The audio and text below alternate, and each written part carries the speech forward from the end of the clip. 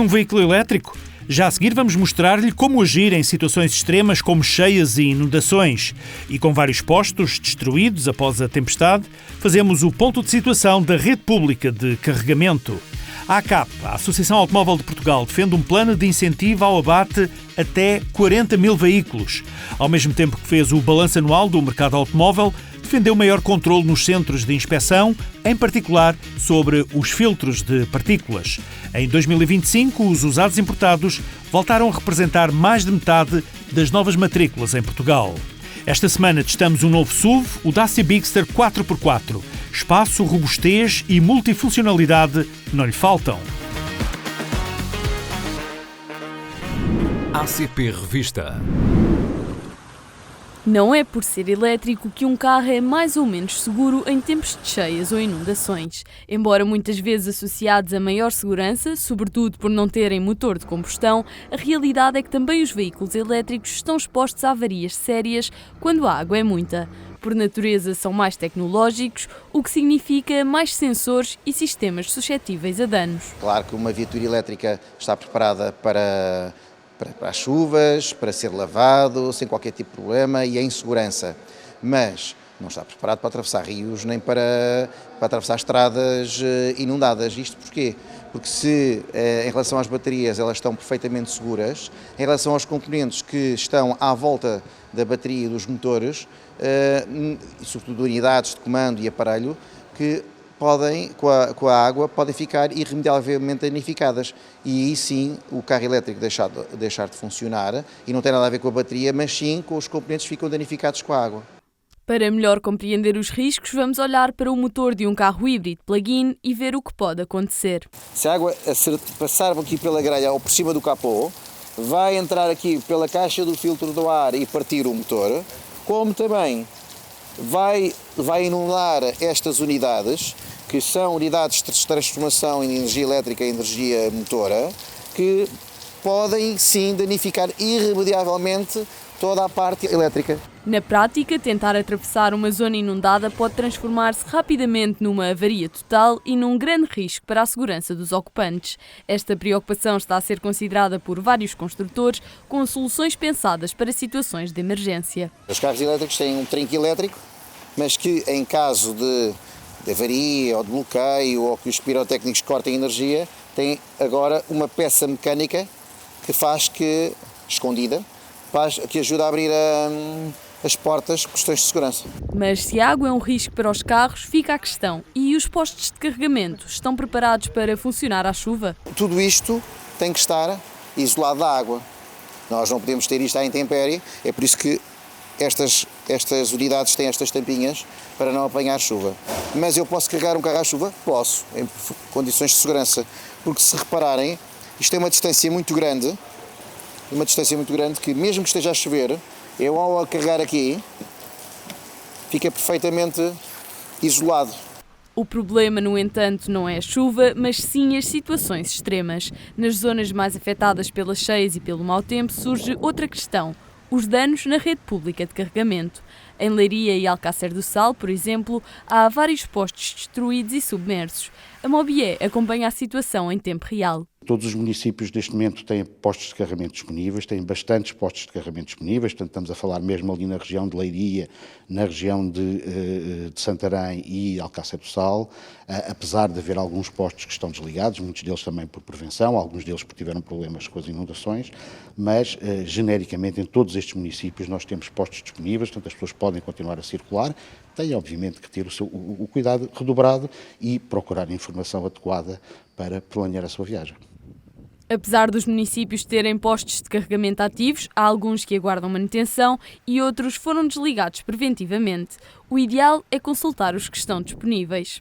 Aquilo que nós apelamos é que as pessoas acedam ao site da Mobié ou acedam a qualquer uma das aplicações disponíveis no mercado. Todas elas têm a mesma informação, têm informação em tempo real sobre a situação dos postos, sobre o estado do posto, se está disponível, se está em uso, se não está a comunicar e, portanto, sempre que tiverem que fazer alguma viagem, planeiem bem as viagens, Para evitar contratempos, a app ACP Electric pode ajudar. Permite confirmar em tempo real os postos de carregamento disponíveis, ajudando a planear viagens com mais tranquilidade.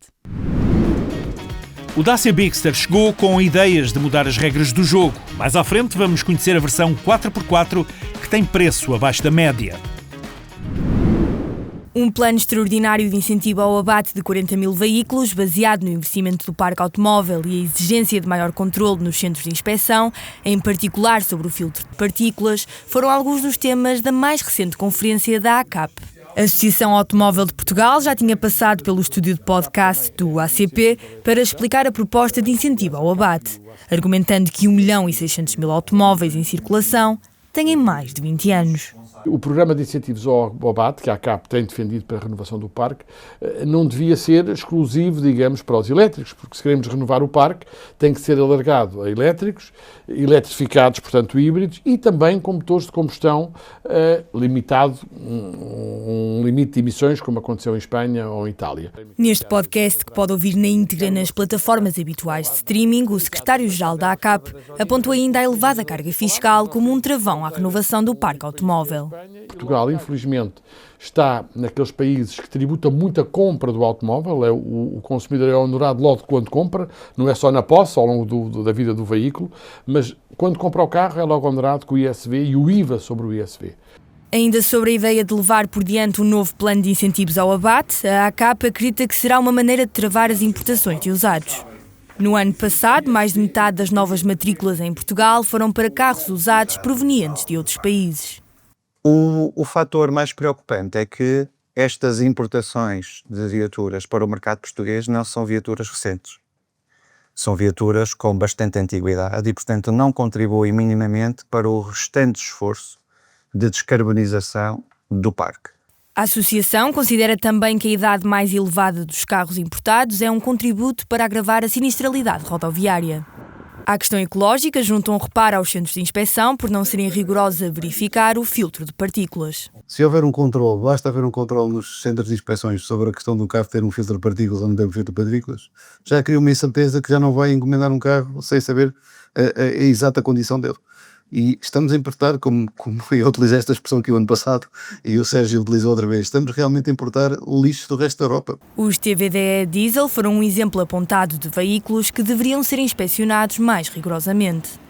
A pessoa, quando vai à aplicação e buscar o TVDE, sente-se ecologicamente responsável porque não vou levar o carro ou aqui num carro que faz fazer 2 viagens, uma para me vir buscar, outra para me levar, e por acaso não tem filtro de partículas e anda a poluir as nossas cidades. É um contrassenso e isto tem que ser regulamentado rapidamente. Do balanço anual da ACAP ainda fica esta nota. Em 2025 houve recuperação no número de vendas e o crescimento dos elétricos foi acentuado, mas os velhos motores a combustão ainda prevalecem.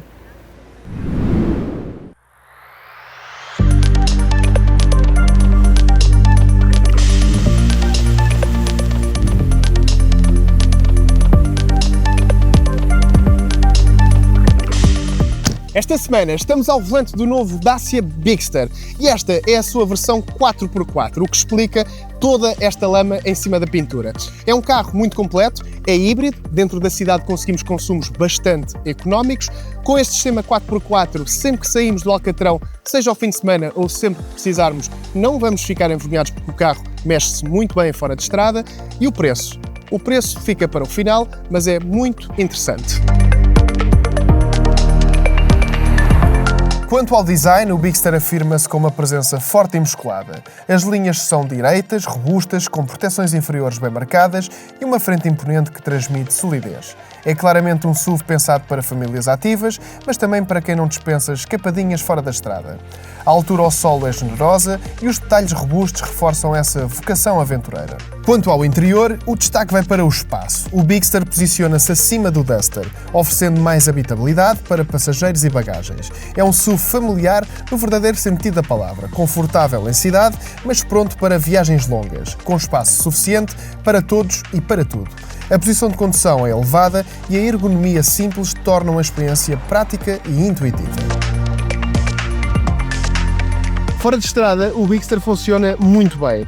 O motor tem a potência necessária para nos fazer sair de situações mais difíceis, com a ajuda desta caixa automática que nos retira daqui alguma responsabilidade, porque não precisamos de estar a carregar no pedal da embreagem. Portanto, o carro automático facilita-nos assim esta condução fora de estrada.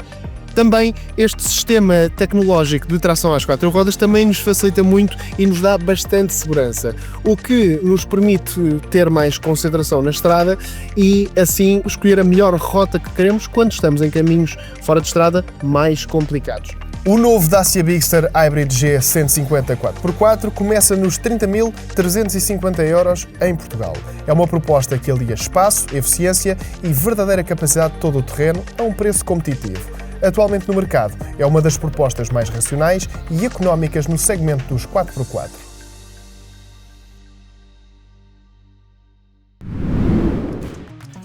E agora, para terminar, a agenda são sugestões do ACP. O circuito de semana ACP Golf regressa para a segunda prova da época.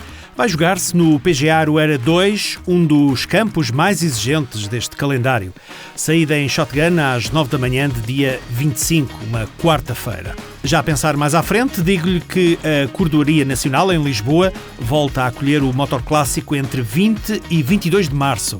Serão 3 dias dedicados ao universo do automóvel e motociclo clássico, reunindo também stands com viaturas históricas, motociclos icónicos e venda de peças e acessórios. No fim do mês de março acontece o Passeio dos Alemães e as inscrições já estão abertas. É uma oportunidade dos clássicos germânicos saírem à rua para participar nesta iniciativa. Vai ter partidas simultâneas de Lisboa e Porto e destino final comum nas termas de Montreal.